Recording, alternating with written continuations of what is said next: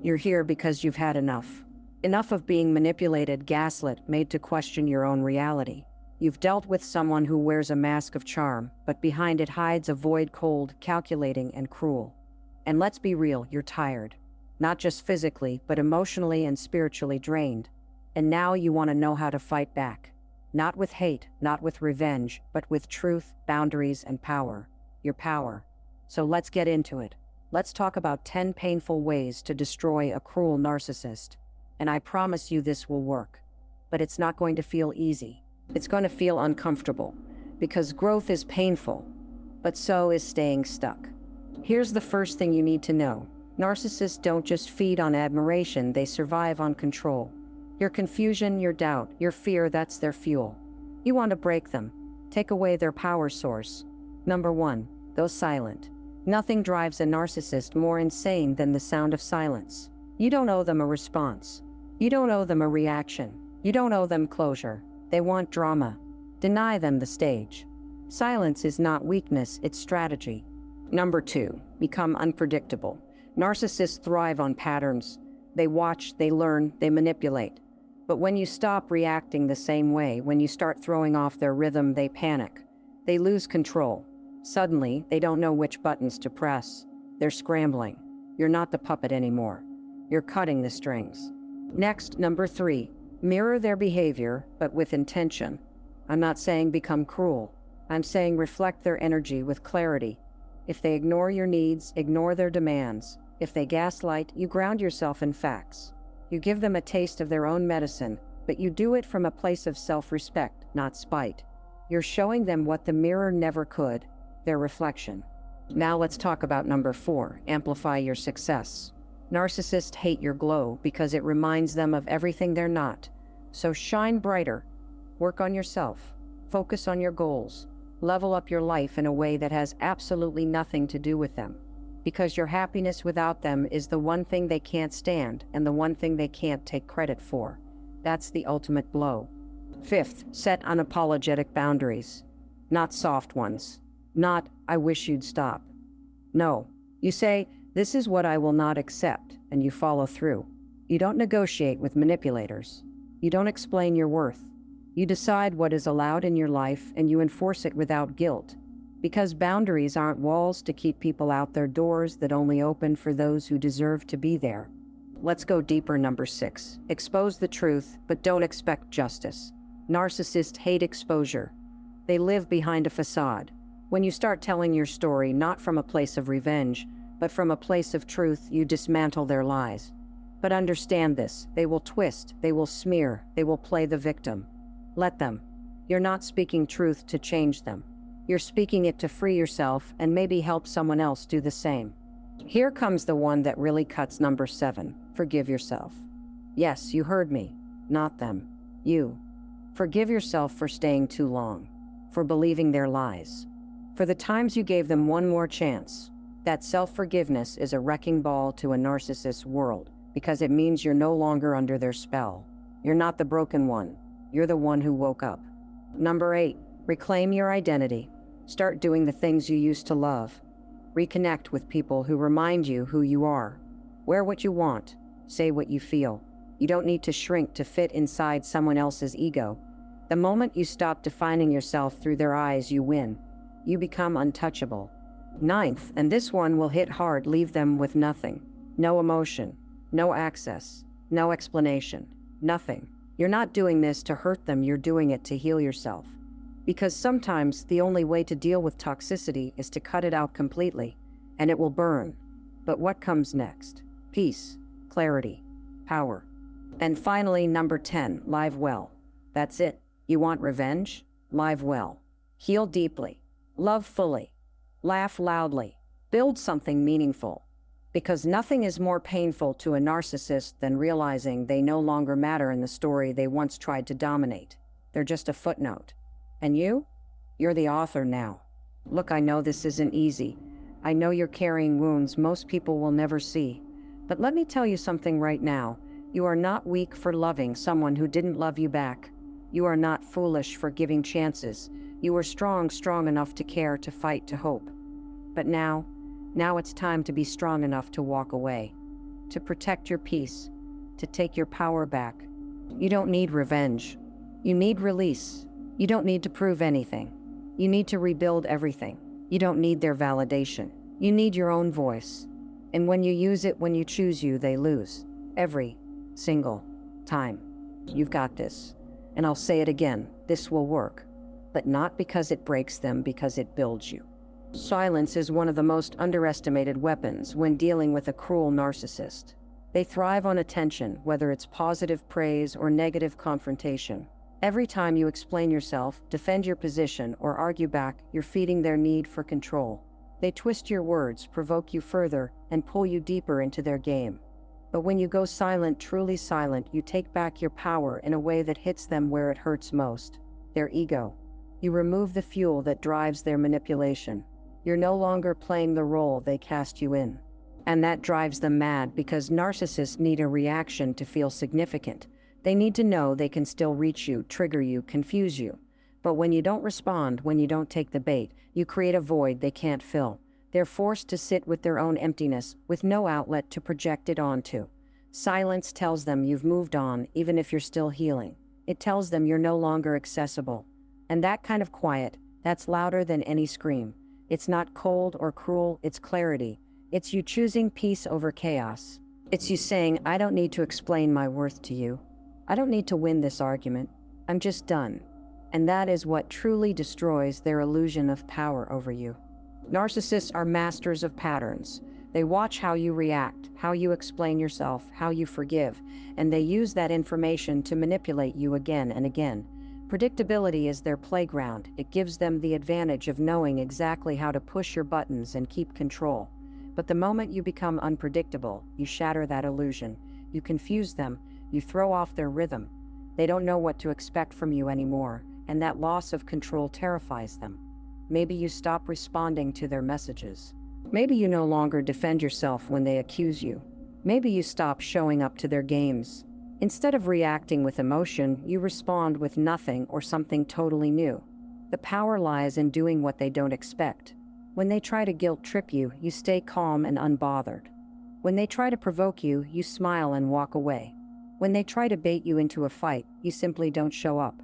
This isn't about playing games, it's about reclaiming your freedom from theirs. Every time you respond differently, you remind yourself that you are in control of your choices now. They no longer get to dictate how you feel, think, or act. You're rewiring the dynamic. You're becoming someone they can no longer manipulate. And that shift, it's powerful, it's painful for them, and it works. When you mirror a narcissist's behavior with intention, you hold up a reflection of who they are without stooping to their level. This isn't about revenge. It's about clarity. You're not mimicking their cruelty or manipulation. You're showing them, through your own boundaries and responses, what their behavior looks and feels like. When they dismiss your needs, you stop jumping to meet theirs.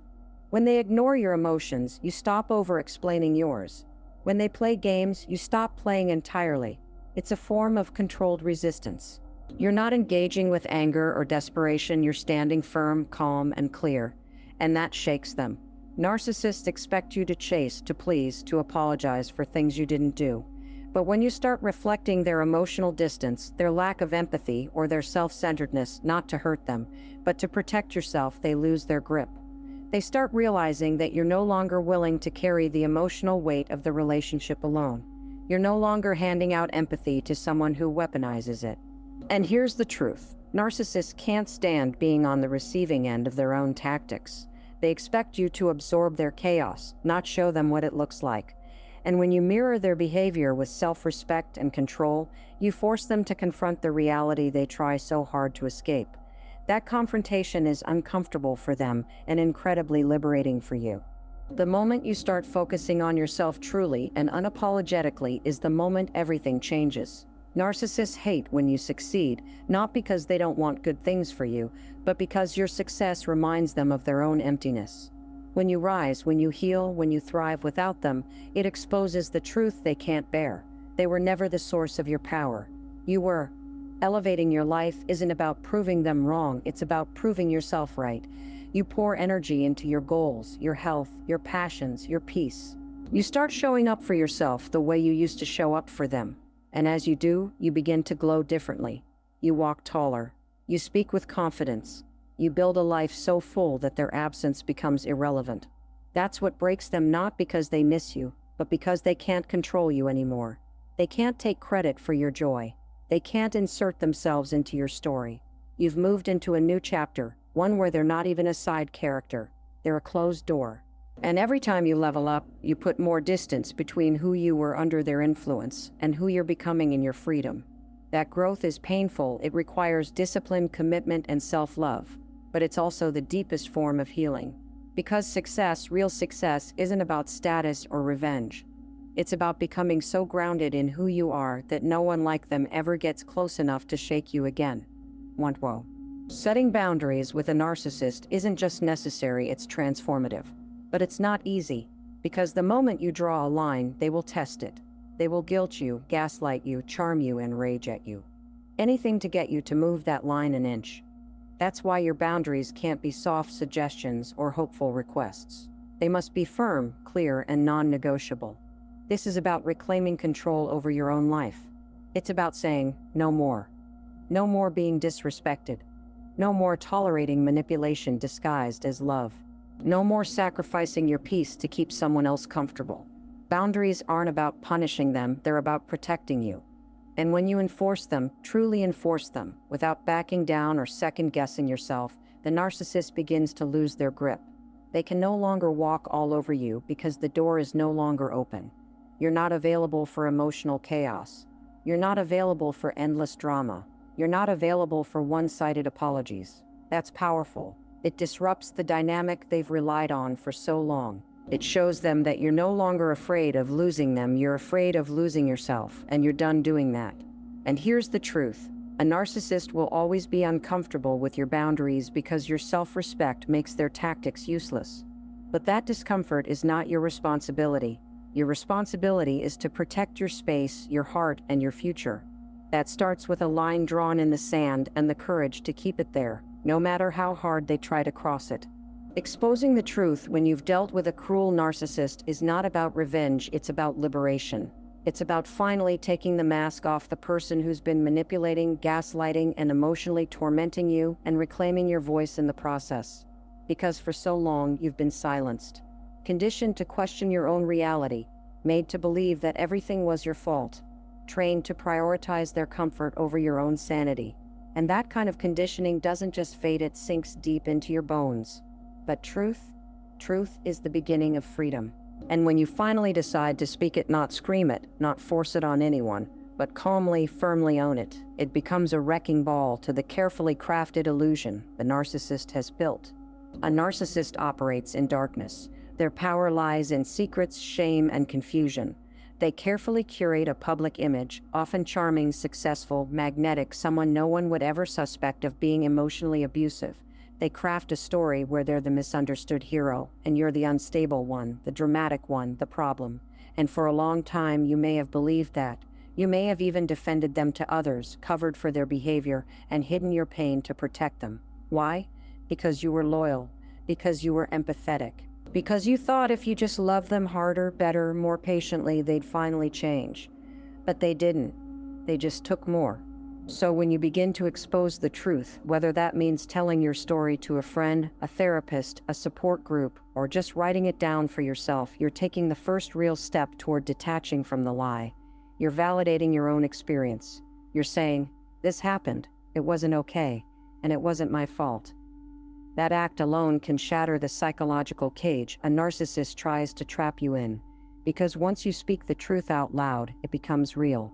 It's no longer something they can twist or erase. But here's where it gets complicated and where your strength is tested. When you start exposing a narcissist, don't expect justice. Don't expect them to change. Don't expect everyone to believe you. Narcissists are skilled manipulators, and they will launch a counterattack the moment their image is threatened. They will paint you as bitter, unstable, jealous. They'll cry crocodile tears. They'll call you a liar. They may even try to destroy your reputation through smear campaigns, subtle digs, or outright lies. This part is painful because it's a second betrayal. Not only did they hurt you in private, but now they're trying to invalidate you in public. It feels like being wounded twice, once by the abuse, and again by the disbelief. But listen to me, stand firm. The truth doesn't need to shout to be powerful. It just needs to be consistent. You don't need to argue with everyone who doubts you. You don't need to defend yourself to the people who refuse to see the real story. What you need is to keep living in your truth. Keep choosing clarity over chaos. Keep choosing peace over drama. Let the narcissist spiral into the web of their own lies while you continue building something real, your healing, your future, your sense of self. And let's be honest, exposing the truth will likely trigger waves of grief. You'll grieve not just what they did, but the fantasy of who you thought they were. You'll mourn the time you lost trying to fix something that was never yours to fix. You'll feel rage, sorrow, shame, and heartbreak, and all of that is valid. Because healing is not a straight line. It's a war between what you know and what you wish were true. But as those emotions rise, don't resist them. Let them come. Let them move through you. Because on the other side of that grief is clarity. On the other side of the pain is power. And here's something most people won't tell you. Exposing the truth isn't just about them. It's about protecting others. It's about giving permission to someone else, someone silently suffering under a narcissist's grip, to speak up too. Your courage creates a ripple effect. Your honesty becomes a light for someone else who's still in the dark. When you share your story, you create community. You become proof that it's possible to survive, to heal, and to rise. You make it harder for the narcissist to keep playing the same game with the next person. Still, the narcissist may never face consequences in the way you hope. They may never apologize, admit the truth, or receive the justice they deserve. That's a hard pill to swallow, but it's also the key to your peace. Because freedom comes when you realize that your healing isn't dependent on their accountability, it's dependent on your own truth. When you stop waiting for them to acknowledge what they did, you take that power back into your own hands. You stop living in reaction to them and start living in alignment with yourself. And eventually, the more you live in truth, the less you care about their lies. You stop needing to prove anything. You stop craving validation from people who were never willing to see the truth. Because now you see it. You know who you are. You know what happened. And most importantly, you know who they are. That knowledge becomes a shield. It protects you from ever falling into that trap again. It teaches you to spot the red flags, trust your gut, and walk away the moment someone tries to make you doubt yourself. This is what real empowerment looks like. It doesn't always roar. Sometimes it's quiet. Sometimes it's messy, but it's real. And when you own your story, you take back everything they tried to steal: your confidence, your voice, your peace. So expose the truth. Even if your voice shakes, even if your hands tremble, even if you're the only one standing in the middle of it all, holding your story like a torch. Speak it anyway. Write it anyway. Live it anyway. Because at the end of the day, truth is the most powerful weapon you have. Not because it changes them, but because it frees you. Detachment is not about bitterness.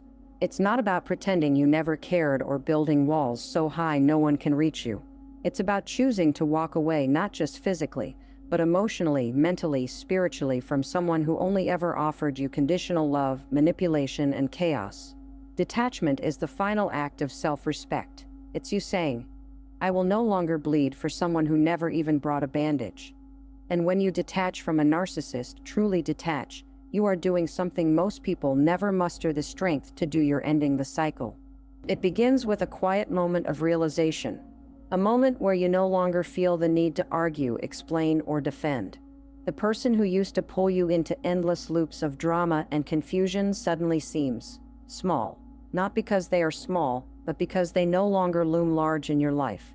You stop checking your phone for their messages. You stop rehearsing conversations in your head.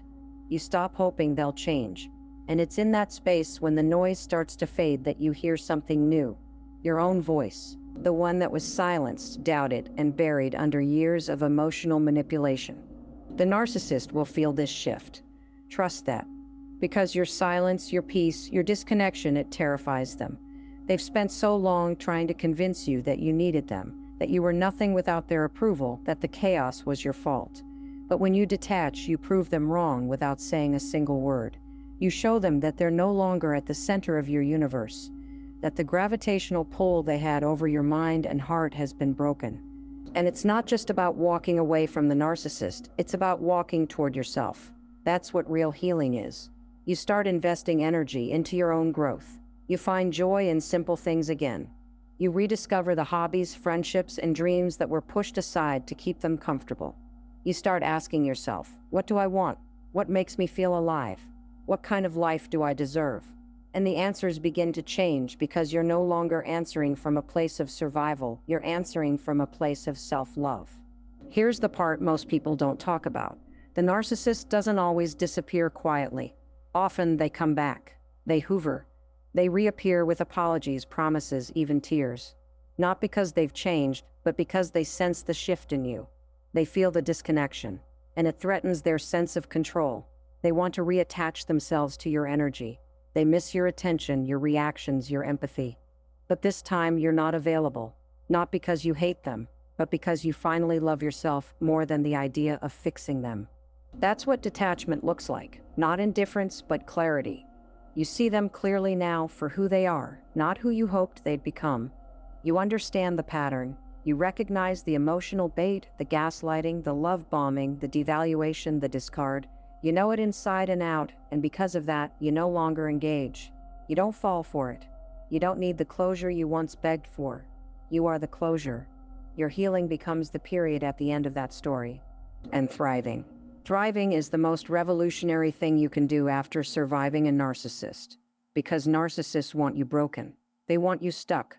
They want you doubting yourself so deeply that you don't even recognize your reflection. Thriving is how you burn down every lie they ever told you about your worth.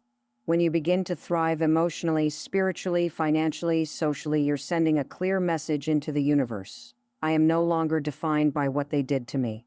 This doesn't mean life becomes perfect. There will still be triggers, memories that sting, moments where the old pain bubbles to the surface. But the difference now is, you don't drown in it. You've built something stronger inside yourself. You've learned how to ground yourself, how to speak gently to the wounded parts of you, how to keep moving forward even when it hurts. You've become your own safe space, and that's something no one, not even the most manipulative narcissist, can take from you. There's a moment in every healing journey where you realize, I survived something that was meant to destroy me. And that moment is sacred. That moment is your rebirth. It's when you begin to stop merely surviving and start living.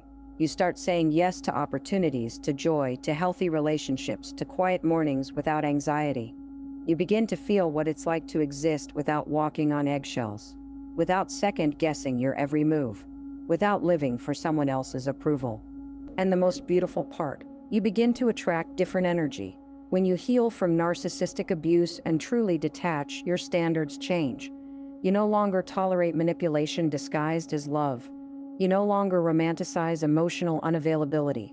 You recognize healthy love, stable, honest, reciprocal love, and you let it in. Because now you believe you're worthy of it. You know what red flags look like, and more importantly, you walk away the first time you see them.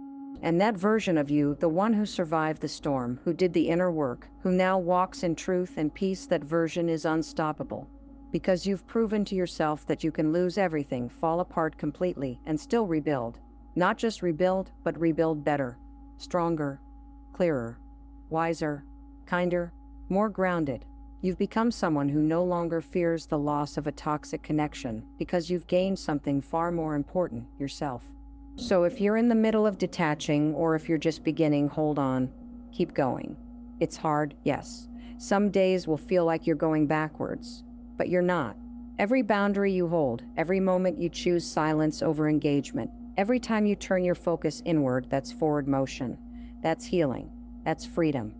And one day you'll wake up and realize that their name doesn't sting anymore. Their voice is just noise in a distant memory. Their power is gone because it only ever existed in your mind and you've taken it back. You won't just survive the narcissist. You'll outgrow them. And that's the real victory.